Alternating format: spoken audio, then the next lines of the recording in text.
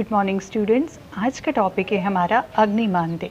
अग्निमांद्य की बात करें तो ये दो वर्ड से मिलके बना है, अग्नि प्लस मांद्य। अग्नि मतलब डाइजेस्टिव फायर, मन मतलब स्लो डाउन होना, यानी जहाँ पर हमारी हमारा जो डाइजेस्टिव पावर है या हमारी अग्नि जो है वो मंद पड़ जाती है। तो इसका पता कैसे लगे? इसका बेस्ट तरीका है, सपोज़ करो मॉर्निंग में हम सिर्फ एक एप्पल ले रहे हैं और एक एप्पल लेने के बाद हमें ऐसा लग रहा है कि हमारा स्टोमक जो बहुत फुल है और दोपहर को इवन लंच तक या शाम तक हमें भूख ही नहीं लग पा रही है। तो इसका मतलब है हमारा जो मेटाबॉलिज्म है वो काफ़ी स्लो रेट पे काम कर रहा है, यानी हमारी जो डाइजेस्टिव पावर है वो बहुत ही स्लो है, इसलिए कि उसको डाइजेस्ट होने में काफ़ी ज़्यादा टाइम लग रहा है।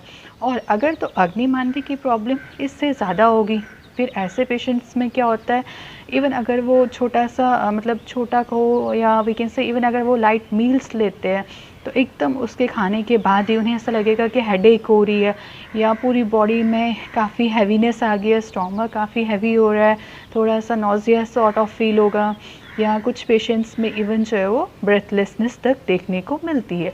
सो ये डिपेंड करता है कि अग्निमांद्य का लेवल जो है वो पेशेंट में किस लेवल का है, किस ग्रेड का है, तो अकॉर्डिंगली उनमें सिम्टम्स आना शुरू हो जाते हैं।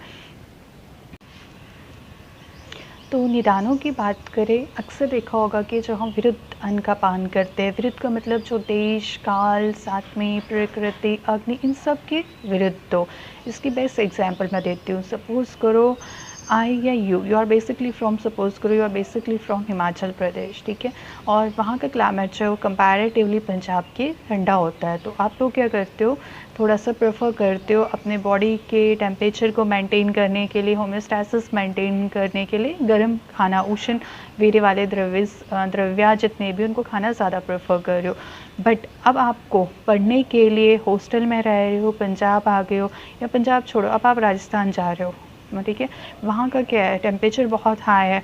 अब जो चीज़ें आप हिमाचल में खा रहे थे, अगर आप चाहते हो कि वही सारी चीज़ें जो मैं राजस्थान जाके भी कंटिन्यू करूँ, तो उसको क्या है, उसमें से आपका नुकसान ज़्यादा है और फ़ायदा कम है। रीज़न, क्योंकि आप पहले खा रहे थे उष्ण वीर्य वाली, वहाँ का देश कैसा है, वो भी उष्णता वहाँ पे ज़्यादा है, गर्म है, दोनों चीज़ें गर्म आ गई तो पित्त और ज़्यादा प्रकोपित होगा, पित्त प्रकोपित होगा और ज़्यादा तो पित्तज रोग होने के चांसेस मैक्सिमम हो जाएंगे। इसी तरीके से हमारी अग्नि कैसी है, हमारी प्रकृति कैसी है, कौन कौन सी चीज़ें हमें साथ में है, कौन सी असाथ में है, इन सब का ध्यान रखते हुए हमेशा आहार का सेवन करना चाहिए।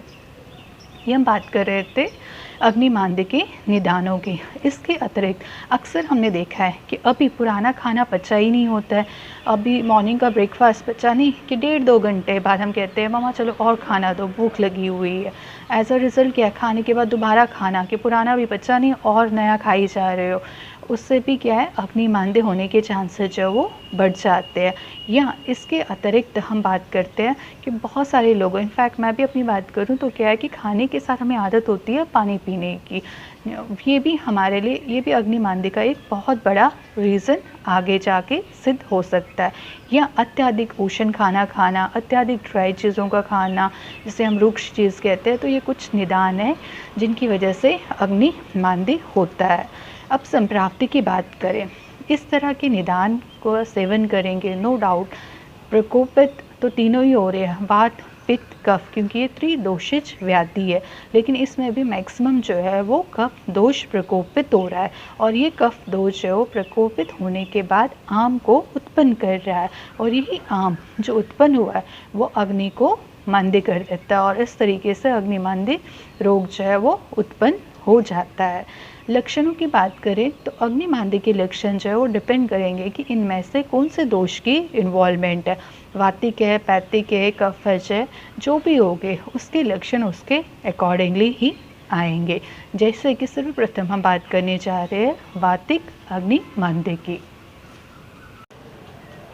तो वातिज अग्निमांद्य की बात करें तो वातिज अग्निमांद्य में मुख्य रूप से एब्डोमिनल कॉलिक होना, पेशेंट का मैसेकेटेड होना, जो भी खाना खा रहा है वो डाइजेस्ट नहीं हो रहा है, उसके गले में रुक्षता आ रही है, थ्रोट में रुक्षता आ रही है, जनरलाइज फटीग बहुत ज़्यादा हो रहा है और बीच बीच में नॉज़िया जैसी फीलिंग्स आ रही है, तो ये सभी वातिज अग्निमांद्य के लक्षण है। इसी तरीके से पित्तज अग्निमांद्य, उसमें दाह होना, या चक्कर, जैसे आपके चक्कर आना, संताप होना, तृष्णा होना, बर्निंग सेंसेशंस, कुछ भी खा लो तो एकदम से एपिगेस्ट्रिक टेंडरनेस या burning sensation in fact in the whole abdomen, इस तरह की अगर लक्षण मिल रहे हैं तो ये पित्तज अग्नि मानते हैं। और इसके अलावा इसमें क्या है, जो बर्प्स आएंगे वो सोर बर्प होंगे। थर्ड है कफज अग्निमांद्य। कफज अग्निमांद्य में स्वीट बर्प्स आएंगे और नॉज़िया रहेगा, समटाइम्स एमेसिस रहेगा, लेथार्जिक रहेगा पेशेंट, स्वेटिंग एक्सेसिव होगी और वेट भी पुट अप करेगा और जो भी मील्स खाएगा वो डाइजेस्ट नहीं होगा। तो ये लक्षण हुए दोषों के अकॉर्डिंगली कि वातज है, पित्तज है, कफज है, तो उसके अकॉर्डिंगली अग्निमांद्य में लक्षण उत्पन्न होंगे। अब हम बात करते हैं चिकित्सा की। तो ट्रीटमेंट में क्या करना है कि जो भी अनडाइजेस्टेड एक्सक्रीटा है उसको निकालने के लिए अतिसरण, दीपन, पाचन औषधियाँ जितनी भी है उनका घृत के साथ उपयोग करना। इसका बेस्ट एग्जाम्पल है, यदि कोई अग्निमांद्य का पेशेंट जो है उसे कॉन्स्टिपेशन भी हो रखी है तो उसे पंच लवण मिश्रित घृत जो है उसका उपयोग कराए। बाकी अग्निमांद्य की चिकित्सा उनमें जो भी दोष प्रकोपित है, अत्यधिक प्रकोपित है, उसके अकॉर्डिंगली ही की जाती है। जैसे कि पहला है वातज अग्निमांद्य। वातज अग्निमांद्य की बात करें तो अगर हमने पुरुष और अधोवायुज दोनों की प्रवृत्ति को स्टॉप करना है तो उसके लिए बेस्ट है लवण भास्कर चूर्ण जो है उसका उपयोग करें। इसी तरीके से अगर किसी पेशेंट जो है उसमें लूज मोशंस लगे हैं प्लस ग्राउलिंग साउंड्स भी आ रही है तो उसके लिए बेस्ट रहेगा हिंगु अष्टक चूर्ण। इसी तरीके से अगर किसी को फ्लैटुलेंस है या उदारवत वगैरह की प्रॉब्लम है तो उसके लिए शिवा क्षार पाचन चूर्ण जो है वो बेस्ट है। तो ये हम बात कर रहे थे अभी तक वातज अग्निमांद्य की। अब पित्तज अग्निमांद्य की चिकित्सा के बारे में बात करते हैं। पित्तज अग्निमांद्य में दुर्लभ आसव, मूल आसव या पिंड आसव, इस तरह के मेडिसिन जो है इनका प्रयोग किया जा सकता है। अब हम जनरलाइज ट्रीटमेंट की बात करें तो उसमें चित्रक आदि वट्टी, सूतशीकर रस, पतिकर चूर्ण, लवंग आदि वट्टी या महाशंख वट्टी, इसके अलावा भी अन्य आप एक बार चरक सूषित अष्टांग वगैरह गो थ्रू हो जाना, उसमें बहुत सारी मेडिसिन दी है जिनको आप यूज़ कर सकते हो as per the symptom of the patients. तो ठीक है स्टूडेंट्स, इसी के साथ यहाँ पे अग्निमांद्य टॉपिक जो है वो एंड होता है। अब हम दूसरे नेक्स्ट वीडियो में बात करेंगे अजीर्ण की। Till then bye, take care.